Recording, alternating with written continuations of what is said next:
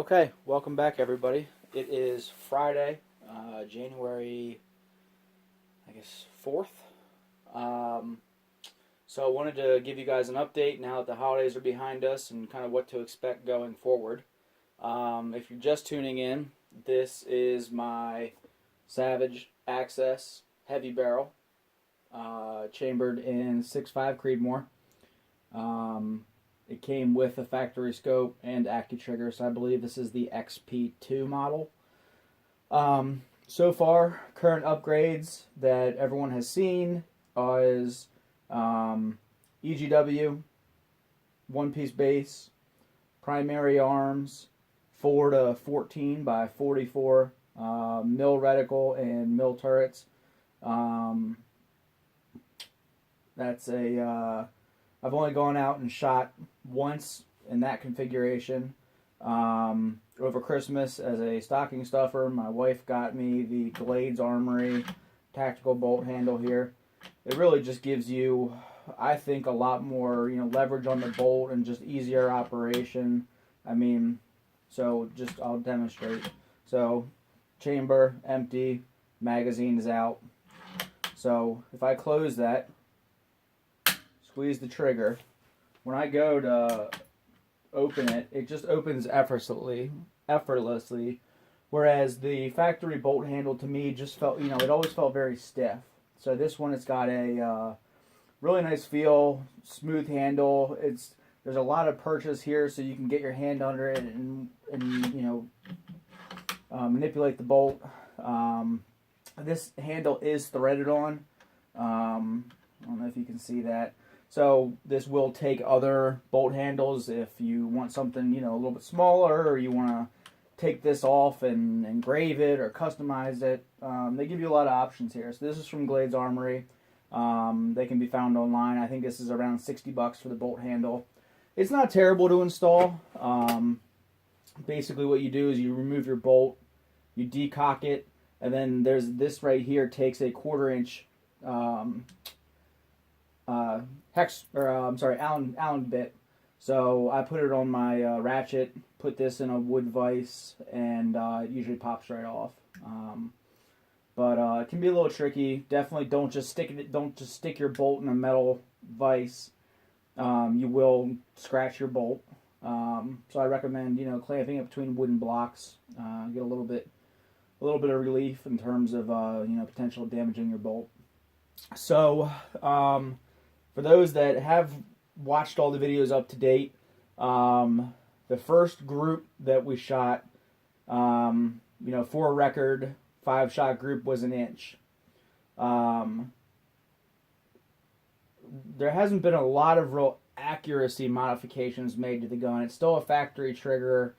It's still a factory stock. I added a little bit of weight to it just to try to cut down on felt recoil. But there is in the next 2 weeks, there will be another video series about what I have on its way for this in terms of a replacement stocker chassis. I'm not going to give it away. But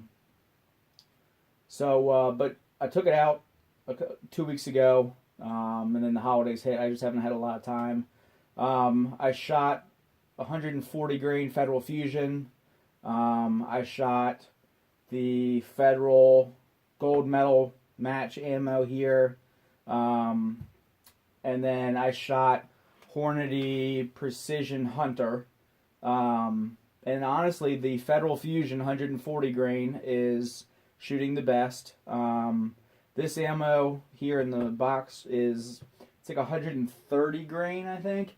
And didn't do great. I only fired 10 shots of it. The Hornady Precision was 143 grain ELDX bullet. I wasn't super impressed by it. So I'm going to pick up another box of it. So basically, I think what I'm going to do is I'm going to pick 3 or 4 bullet offerings or ammunition offerings, and then I'm going to shoot those 3 with each of the upgrades. So that way, I kind of have a consistent data, if you will, about or a variety of data, if you will, for each upgrade. basically that's where we're at. So I went out and shot Federal Fusion 140 grain, and it went to it went to like a 0.89 inch group at 100 yards. Sub MOA. I mean, it is what it is. It's certainly not upsetting, but I think you can do better. So that led me to believe. So I fired. There's 80 shots through this gun. Actually, no, I take that back. There's 70 shots through the gun because I have 10 left here. So I have 70 once fired pieces of brass. As I start to develop brass and different lot numbers and head stamps of brass, I decided to go ahead and pick up a set of dies with some Christmas money I got. And I have a Lee single stage, nothing fancy. That way I can at least go and start doing brass prep. I don't know when I'll get around to reloading or if it's something I'll start doing for this. I would imagine eventually to truly capitalize on accuracy, that's what I'll need to do. But this way I can start going through and sorting brass and depriming and all that kind of stuff. Just do it in phases. So that way down the road when I have time and the money permits, I have a whole bunch of prepped brass. Then I can spend that money on components to actually reload it. The whole idea with this gun was not to go out and just spend all the money in the world on it at one time, right? Do it as it becomes available and simulate a scenario of a working man. It's a lot of people don't have the luxury to go out and buy a $400, $500, $600 rifle, whatever it is, and then immediately go turn around and spend $1,000 on a scope and $1,000 on a chassis, and so we're gonna kind of piecemeal it, and we're gonna build it as the time and the money and the interest gets there. So that's kind of where we're at. That's the update. I'm gonna go out tomorrow and hopefully shoot it.